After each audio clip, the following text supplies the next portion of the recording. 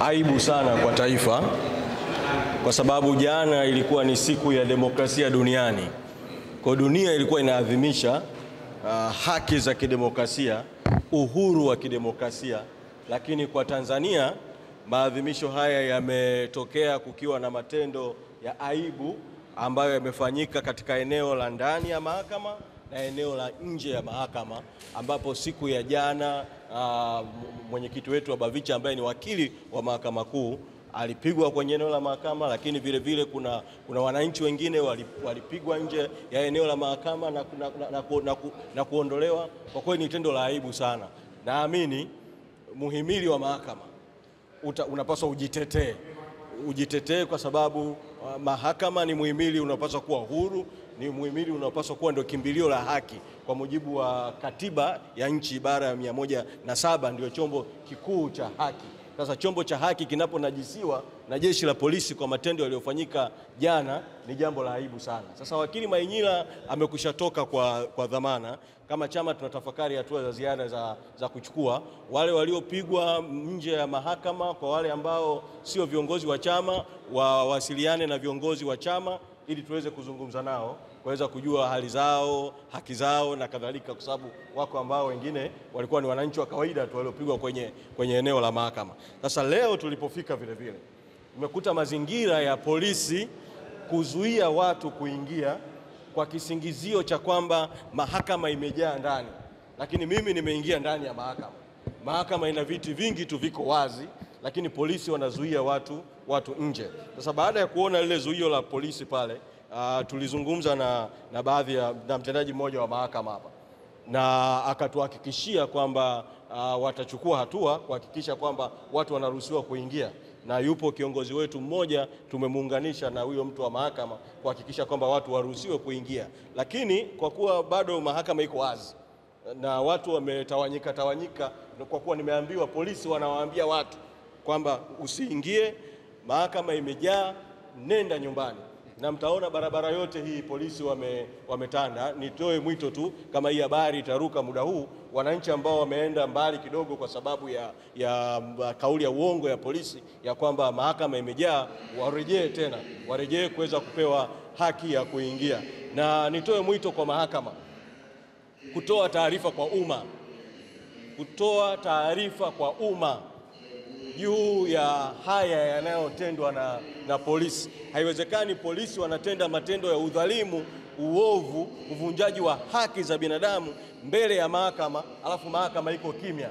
Anatoa mwito kwa jaji mkuu, natoa mwito kwa msajili wa mahakama kutoa kauli na wao ya kukemea matendo haya yanayofanywa na jeshi la polisi ambao ni kinyume kabisa na haki za binadamu. Lakini Mheshimiwa Mnyika, jana kwenye taarifa ya kamanda wa polisi kanda maalum ya Dar es Salaam ni kwamba wafuasi wa Chama cha Demokrasia na Maendeleo Chadema wao ndio walianza kuwashambulia askari. Hili limekaaje? Sasa unaweza kusema kwamba Mainyila, wakili wa Mahakama Kuu aliyekuwa ndani ya mahakama ambaye ni mwenyekiti wa Bavicha, unaweza kusema Mainyila alishambulia polisi kwa kiwango ambacho polisi wakampiga kumtoa nje?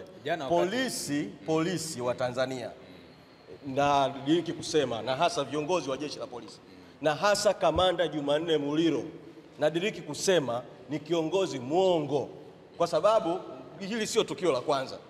Tarehe 24 mwezi Aprili watu walipigwa mbele ya mahakama ya Kisutu, watu walitekwa, wengine wakaenda kutupwa maporini, wengine ni waandishi wa habari. Lakini nini alisema Kamanda Muliro? Alisema kwamba hakuna mtu yote aliyepigwa, hakuna mtu yote aliyechukuliwa na jeshi la polisi. Alitoa taarifa za uongo kabisa. Sasa kama mtu ameshakuwa na utamaduni wa kuwa na mfululizo wa kusema uongo, huwezi kumwamini hapa kwamba eti wale watu waliopigwa maeneo mbalimbali ni kwa sababu watu wote wale walikuwa wanalipiga jeshi la polisi. Nyinyi wanahabari mmekuepo katika maeneo haya, mmeona watu wakiwapiga polisi huku ndani. Kwa nini watu wazuia kuingia ndani ya chemba ya mahakama? Kwa hiyo kwa mimi ninachosema tu ni kwamba wapenda haki wote, wapenda demokrasia wote wasikubaliane na uongo wa jeshi la polisi na warejee. Sio matukio tu ya jana tarehe 15 Septemba, siku ya demokrasia duniani hapa Mahakama Kuu, warejee mpaka matukio yaliyotokea Kisutu tarehe 24 mwezi wa 4, ili kwa pamoja tuchukue hatua. Sio la Chadema tu. Mahakama inaponajisiwa namna hii ni haki inavunjwa kwa watu wote wanaoiona mahakama kama ni kimbilio la haki. Kwa hiyo hatua zichukuliwe ili kuihami mahakama dhidi ya kutekwa na vyombo vya dola vikiongozwa na jeshi la polisi. La mwisho Mheshimiwa, waliopigwa jana hali zao zikoje? Wako hospitali? Majeruhi ni wangapi? Walioenda hospitali ni wangapi? Hii taarifa iko vipi kwao? Sina taarifa kamili mpaka ninavyozungumza hivi sasa, kwa sababu matukio yametokea maeneo, kuna ya ndani kwa maana ya tukio la Mainyila limeonekana hapa ndani, kuna mengine yametokea nje ya viunga vya mahakama. Mwito wangu tu ni kwamba kama kuna mtu mwenye taarifa zozote popote kwa mtu aliyejeruhiwa au kuumizwa kutokana na matukio ya polisi kuwapiga watu jana ndani na nje ya eneo la mahakama, basi walete taarifa kwa viongozi wa chama, na tukisha kusanya taarifa zote tutatoa taarifa kamili juu ya mambo yaliyojitokeza siku ya jana, ambayo kwa kweli kimataifa ilikuwa ni siku ya demokrasia duniani, lakini kwa Tanzania ilikuwa ni siku ya kielelezo cha uvunjaji wa demokrasia mahakamani, uvunjaji wa haki mahakamani, uvunjaji wa uhuru mahakamani, ambayo ni jambo la aibu kweli kwa taifa letu la Tanzania. Shukrani sana. Asante sana.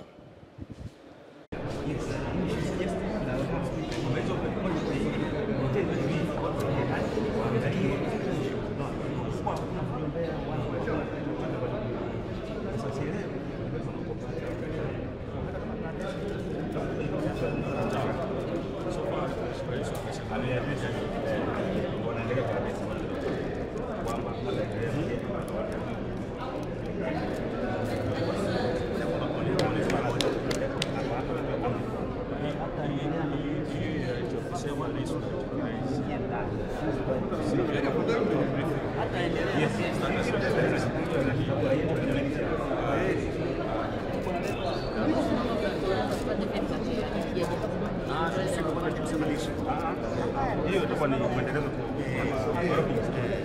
kwa ya kwanza, ni baada ya kupata